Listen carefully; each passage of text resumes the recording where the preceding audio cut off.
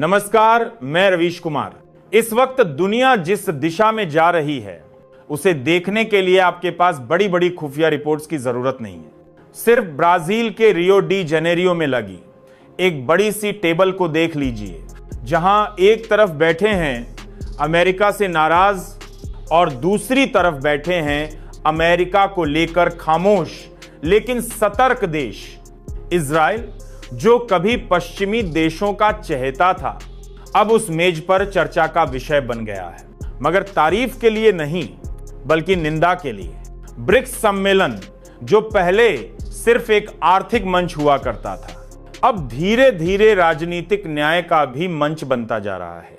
आप कह सकते हैं ये वही ब्रिक्स है जिसे कभी पश्चिमी मीडिया ने अनौपचारिक क्लब कहा था। आज वही क्लब विश्व की आबादी का लगभग 50% प्रतिनिधित्व करता है और वैश्विक जीडीपी का 40% से ज्यादा। अब आप ही सोचिए, जब ऐसे देश एक साथ बोलते हैं तो क्या वो आवाज सिर्फ भाषण होती है या फिर वो एक चेतावनी भी होती है? इस बार ब्रिक्स नेताओं ने एक संयुक्त बयान में 13 जून से ईरान पर हो रहे सैन्य हमलों की निंदा की। साफ कहा, ये हमले अंतरराष्ट्रीय कानून और संयुक्त राष्ट्र चार्टर का उल्लंघन है।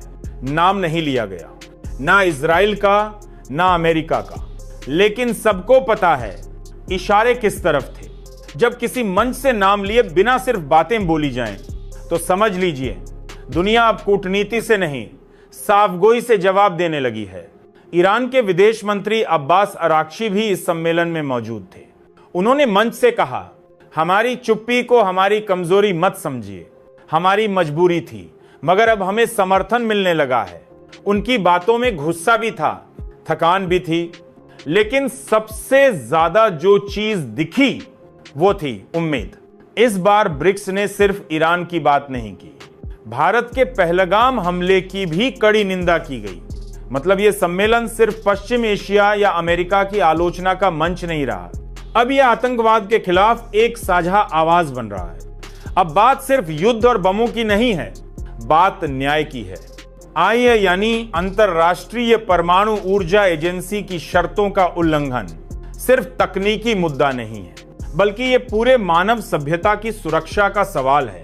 ब्रिक्स नेताओं ने कहा, संघर्ष चाहे कहीं भी हो, परमाणु सुरक्षा को नजरअंदाज नहीं किया जा सकता। अब जरा सोचिए, क्या ये बयान सिर्फ ईरान के लिए था या फिर ये एक संकेत था कि अगली बार अगर हमला हुआ तो उसका जवाब सिर्फ बयान नहीं, रणनीति में